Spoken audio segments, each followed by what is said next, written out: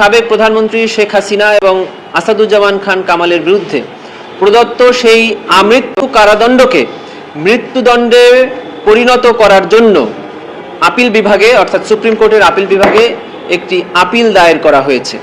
আজকে সেই আপিলটি দায়ের করা হয়েছে কারণ আপনারা জানেন যে ট্রাইব্যুনালের যে কোনো রায়ের বিরুদ্ধে সুপ্রিম কোর্টের আপিল বিভাগে 30 দিন সময় থাকে আপিল দায়ের করার। 17 তারিখ ছিল এই শেষ দিন। আমরা আজকে আপিল বিভাগে সাবেক প্রধানমন্ত্রী শেখ হাসিনা, সাবেক স্বরাষ্ট্রমন্ত্রী আসাদুজ্জামান খান কামালের মৃত্যুদণ্ড চেয়ে অর্থাৎ আমৃত্যু কারাদণ্ডকে মৃত্যুদণ্ডে উন্নীত করার জন্য, ইনহ্যান্স করার জন্য আমরা আপিল দায়ের করেছি 8টি গ্রাউন্ডে। আমরা আমাদের মেমো অফ অ্যাপিলে 8টি গ্রাউন্ড এনেছি। তার মধ্যে প্রথম গ্রাউন্ড হলো যে আন্তর্জাতিক অপরাধ ট্রাইব্যুনাল আইন 1973-এ যে শাস্তির কথা বলা আছে তার প্রথমেই ডেথ পেনাল্টি দিয়ে বর্ণনা করা আছে, তারপরে গ্র্যাভিটি অফ দি অফেন্সের কথা বলা আছে। যেহেতু আইনে একটি শাস্তি প্রেসক্রাইব করা আছে, এজন্য ডেথ পেনাল্টি তারা সকল চার্জেই পাওয়ার যোগ্য। এটা আমাদের প্রথম গ্রাউন্ড ছিল।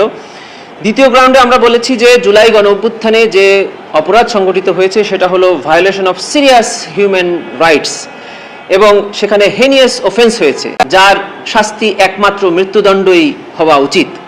তৃতীয় গ্রাউন্ডে আমরা বলেছি যে স্কেল অফ অ্যাটাক যেটা এগেইনস্ট সিভিলিয়ান, নিরস্ত্র নিরীহ মানুষের উপরে হয়েছে, তার ব্যাপকতা ছিল মারাত্মক। এর কারণে মৃত্যুদণ্ড ছাড়া অন্য কোনো শাস্তি প্রদান করা আইনত সঠিক হয়নি, এটা আমরা বলেছি। চতুর্থ গ্রাউন্ডে আমরা বলেছি যে গ্র্যাভিটি অফ দি অফেন্স যেটা ট্রাইব্যুনাল আইনে বলা আছে, সেই গ্র্যাভিটি অফ দি অফেন্স অনুযায়ী মৃত্যুদণ্ডই একমাত্র শাস্তি হওয়া উচিত এই ধরনের অপরাধের ক্ষেত্রে।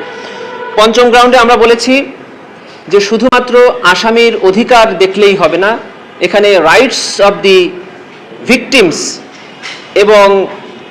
এবং সোসাইটির রিজনেবল এক্সপেকটেশনটাও দেখতে হবে।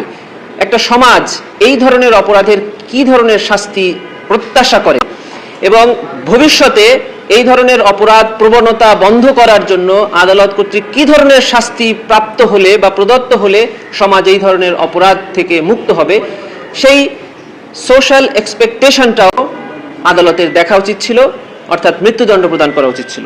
আমরা ষষ্ঠ গ্রাউন্ডে বলেছি যে এই আসামিরা উইলফুলি এবং ইন্টেনশনালি ফিউজিটিভ আছেন, তারা জানছেন যে তাদের বিরুদ্ধে এই ট্রাইব্যুনালে মামলা চলছে, সাজা হচ্ছে, অ্যাপিলের মেয়াদ 30 দিন, এগুলো জেনেই তারা নিজেদেরকে পলাতক রেখেছেন এবং পলাতক থেকে বিভিন্ন ট্রায়ালে বাধা প্রদান করার জন্য বিভিন্ন বক্তব্য বিবৃতি প্রদান করে যাচ্ছেন। এই ধরনের আচরণের ক্ষেত্রে তাদের শাস্তি প্রদানের ক্ষেত্রে লেইন এন্ড ভিউ নেওয়ার কোনো সুযোগ নেই।